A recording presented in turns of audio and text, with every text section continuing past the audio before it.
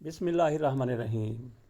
Lahore high court کی طرف سے عمران ریاض خان کی بازیابی کے لیے ہر ممکن کوشش کی گئی، بلکہ اگر یہ کہا جائے تو زیادہ صحیح ہوگا کہ چیف جسٹس امیر بھٹی کی طرف سے عمران ریاض خان کو اپنی عدالت میں پیش کرنے کے لیے پورا زور لگا دیا گیا۔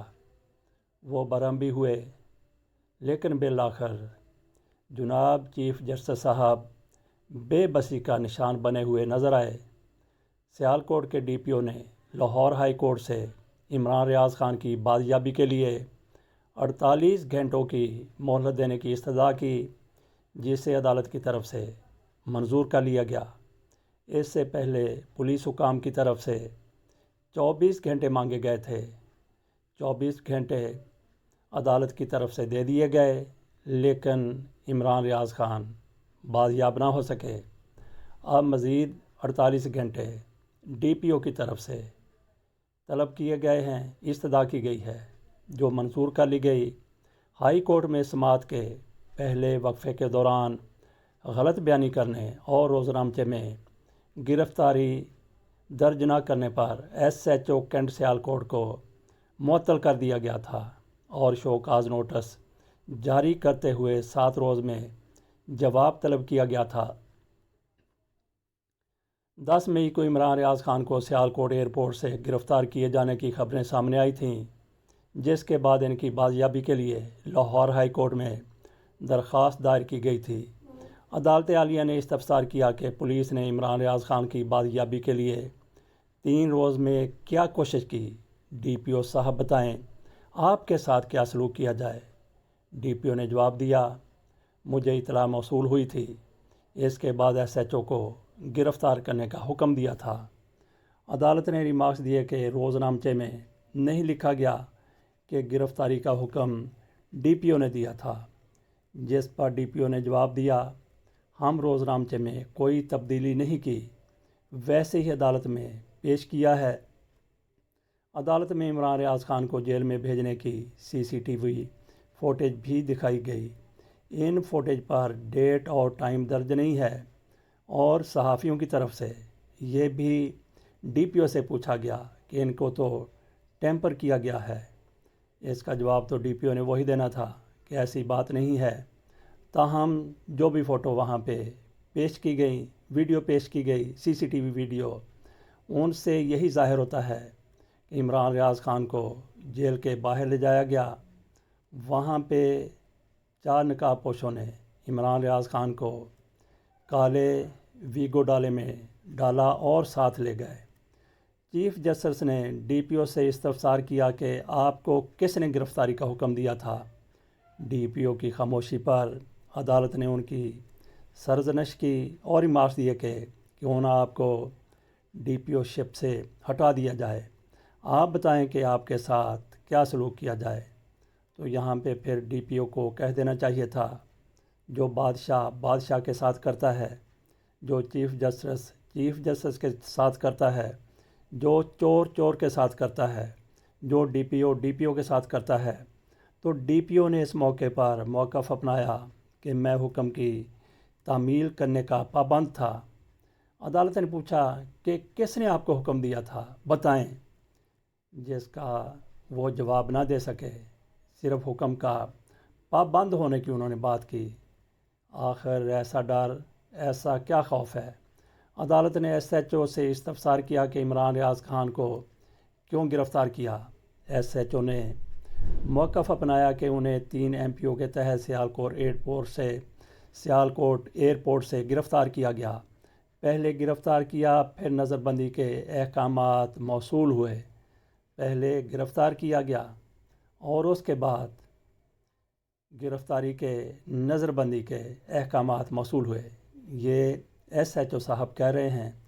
عدالت نے قرار دیا کہ تھانے میں انفارمیشن آتی ہے، پھر گرفتاری کے لیے آرڈر لیں گے۔ ایس ایچ او کو کارروائی کے لیے اجازت لینا ضروری ہے۔ اس موقع پر ایڈیشنل ایڈوکیٹ جنرل بلیغ الزمان نے دلائل دیے کہ لا اینڈ آرڈر نافذ کرنے والے سیکورٹی ادارے اس طرح کی کارروائی کر سکتے ہیں۔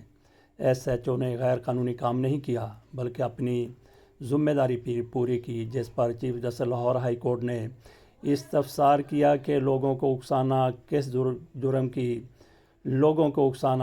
جرم کی زد میں آتا ہے۔ قانون کو بند کر دیں اور سیکورٹی اداروں کی منشا پر کام کریں۔ سیکورٹی ادارے اگر غلط کام کرتے ہیں تو کیا اس کو قانونی قرار دے دیں؟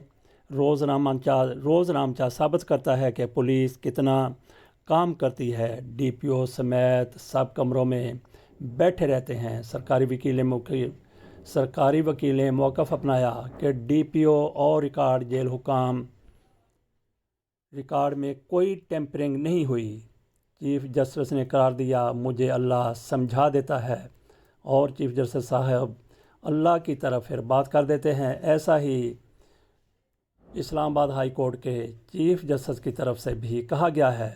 وہ بھی انصاف دینے کی بجائے، وہ بھی آئین اور قانون کے مطابق بات کرنے کی بجائے، وہ بھی عمران خان کو درس دے رہے ہیں کہ آپ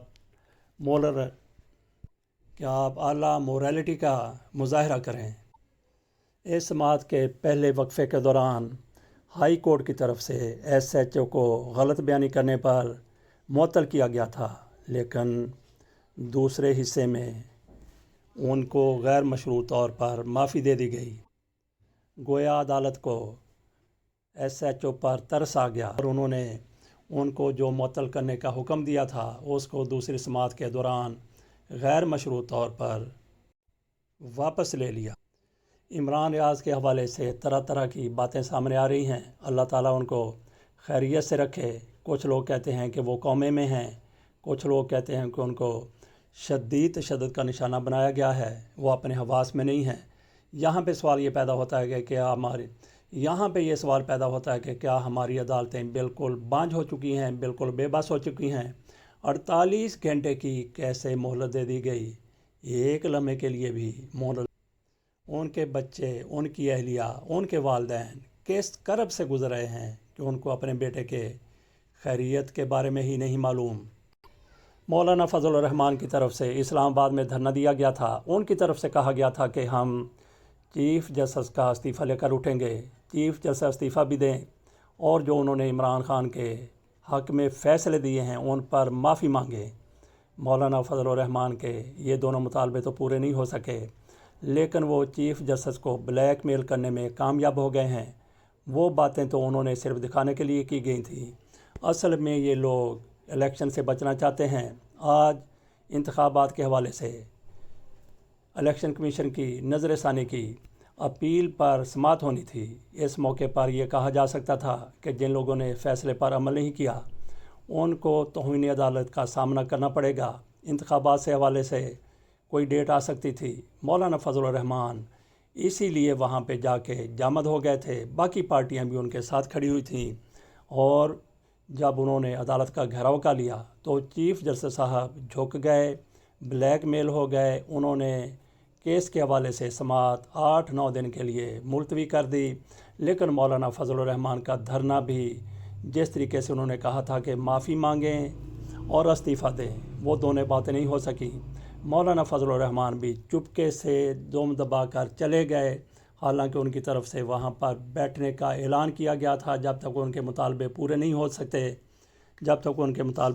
ہو جاتے، مریم نواز شریف صاحبہ کی طرف سے اس موقع پر تقریر کرتے ہوئے کہا گیا، لاکھوں کا مجمع تھا، انہوں نے کہا کہ چیف جسٹس عمر طاہر بندیال شرافت سے استعفیٰ دے دیں۔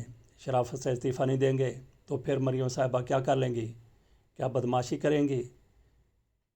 مریم نواز شریف صاحبہ نے کہا کہ ورنہ ہم ان کو کٹہرے میں لائیں گے۔ کون سے کٹہرے میں لائیں گے؟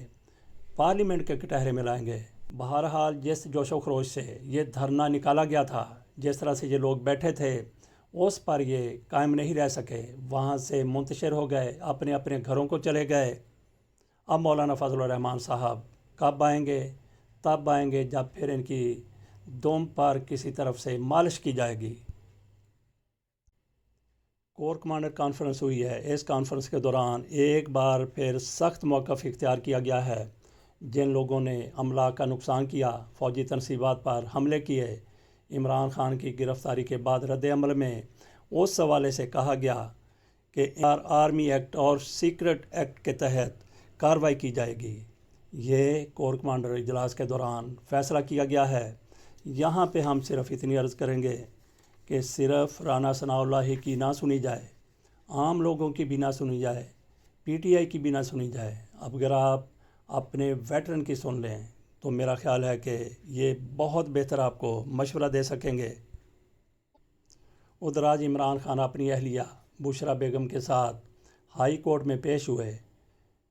شہباز رضوی صاحب جج تھے، ان کی عدالت میں پیش ہوئے۔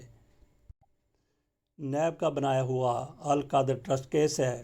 اس کیس میں جناب جج صاحب کی طرف سے سختی سے کہا گیا کہ بشرا بیگم کو ہر صورت میں پیش کیا جائے۔ بشرا بیگم پیش ہو گئیں اور ان کو 23 مئی تک ضمانت مل گئی۔